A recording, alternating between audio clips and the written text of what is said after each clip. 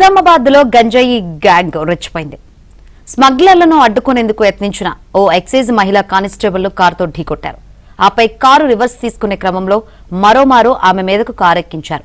తీవ్ర గాయాల పాలైన సౌమ్య అనే ఎక్సైజ్ కానిస్టేబుల్ ప్రస్తుతం ప్రాణాపాయ స్థితిలో ఆసుపత్రిలో చికిత్స పొందుతున్నారు.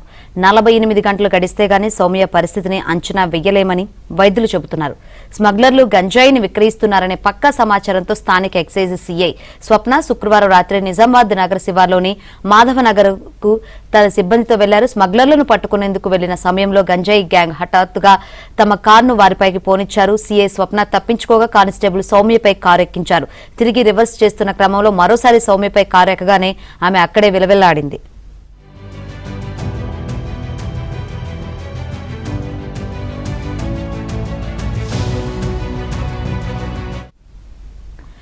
సౌమ్య పక్కటెముకలు, కిడ్నీ, పిహ్లంకు బలమైన గాయాలు అయ్యాయని గుర్తించిన వైద్యులు నుజ్జు అయిన ఓ కిడ్నీతో పాటు పిహ్లాంను తొలగించారు. కానిస్టేబుల్ సౌమ్యపై కారెక్కించిన ఘటనలో 5గురిపై హత్యాయత్నం కేసు నమోదు చేసిన పోలీసులు సోఫియా ఖాన్, సోహైల్ ను అరెస్ట్ చేశారు. సౌమ్య కుటుంబానికి అన్ని విధాలుగా అండగా ఉంటామని ఎక్సైజ్ డిప్యూటీ కమిషనర్ సోమిరెడ్డి తెలిపారు. చేస్తూ ఒక కారు ముందుకు పెట్టడం జరిగింది. వెనకొన్న కారు వాళ్ళని అందులో ఎప్పుడైతే మా వాళ్ళు అడ్డం పెట్టారో వెనకొన్న ఇద్దరు దిగి పరారైతుంటే మిగతా స్టాప్ వచ్చేసి కార్ని రౌండ్ చేయడం జరిగింది. ఈలోపు ఒక లేడీ కానిస్టేబుల్ ముందుకు వెళ్ళటం జరిగింది.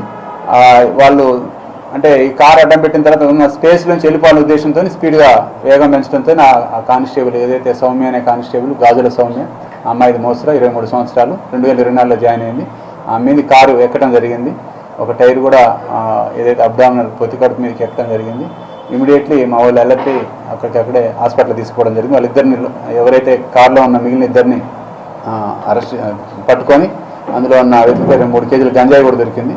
దాన్ని సీజ్ చేయడం జరిగింది. వాళ్ళిద్దరిని కూడా అరెస్ట్ చేసి మిగతా ఎవరైతే పరారయ్యారో వాళ్ళ పేర్లు కూడా తీసుకున్నాం. మొత్తం ఇప్పుడు ఈ ఘటనకు సంబంధించి మరిన్ని వివరాలు అందించేందుకు మా ప్రతినిధి శ్రీపతి సిద్ధంగా ఉన్నారు. శ్రీపతి. శంకరి, ఈ ఎక్సైజ్ శాఖలో ఈ సంఘటన తీవ్ర కలకలం రేపిందని చెప్పుకోవచ్చు. మాధవనగర్ సమీపంలో ఒక గంజాయి తరలిస్తున్న కారును పట్టుకునే క్రమంలో ఈ సంఘటన జరిగింది. అయితే మహిళా కానిస్టేబుల్ సౌమ్యకు తీవ్ర గాయాలు కావడంతో ఆమెను నిజామాబాద్ లోని ఒక ప్రైవేట్ ఆసుపత్రిలో చేర్పించారు. అయితే ఈ సంఘటన నిర్మల్ కు సంబంధించిన 5గురు సభ్యుల ముఠ ఈ కారులో గంజాయిని తరలిస్తున్నట్లు గుర్తించారు.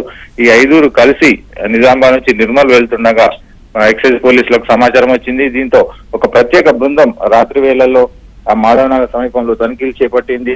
అయితే అప్పుడే వచ్చిన కారును పట్టుకునే క్రమంలో కారు వేగంగా వెళ్ళింది. దీంతో కానిస్టేబుల్ సౌమ్య కారుకు ఎదురుగా వెళ్లి అడ్డుకునే ప్రయత్నం చేసింది. దీంతో కారుతో ఢీకొట్టారు. అప్పుడే ఆ సౌమ్యకు తీవ్రంగా గాయాలయ్యాయి. అయితే ఈ ఘటన తర్వాత ఎక్సైజ్ శాఖలో కూడా కలకలం రేగింది. అర్ధరాత్రి సమయంలో తనిఖీలకు వెళ్ళినప్పుడు అనుభవం లేని మహిళా కానిస్టేబుళ్లను ఎలా తీసుకెళ్లారు, ఎందుకు తీసుకెళ్లారనే విషయంలో సిబ్బంది అంతా కూడా ఆందోళనకు దిగారు. ఎక్సైజ్ కార్యాలయం ముందు బైఠాయించి ధర్నా చేశారు. అయితే ఈ వ్యవహారంలో స్థానిక సిఐగా ఉన్న స్వప్న నిర్లక్ష్యంగా వ్యవహరించారు. అంటే ఆమె ఒక ప్లాన్ లేకుండా సిబ్బందిని అర్ధరాత్రి వేళలో ఆడవాళ్ళని తీసుకెళ్లిన సందర్భంలోనే ఈ ప్రమాదం చోటు చేసుకుందని వారంతా కూడా నిరసన వ్యక్తం చేశారు. అదే కాకుండా ఎక్సైజ్ శాఖలో కొంతమంది అధికారులు అక్రమ వసూలకు పాల్పడుతున్నారు. వారికి అవసరమైనప్పుడు మాత్రమే ఇలాంటి తనిఖీలు చేపడుతూ సిబ్బందిని వాడుకుంటున్నారనే ఆరోపణ వినిపిస్తుంది.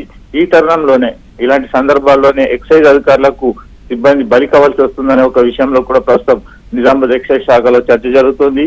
ఈ విషయమై డిప్యూటీ కమిషనర్ సోమిరెడ్డి కూడా మీడియాతో మాట్లాడారు. ఈ ఘటనకు సంబంధించి కానీ అలాగే అధికారులపై వస్తున్న ఆరోపణలకు సంబంధించి కానీ పూర్తిస్థాయి విచారణ చేసి తగిన చర్యలు తీసుకుంటామని కూడా ఎక్సైజ్ కమిషనర్ సోమిరెడ్డి తెలిపారు. Shankari. Right, thank you Sripati.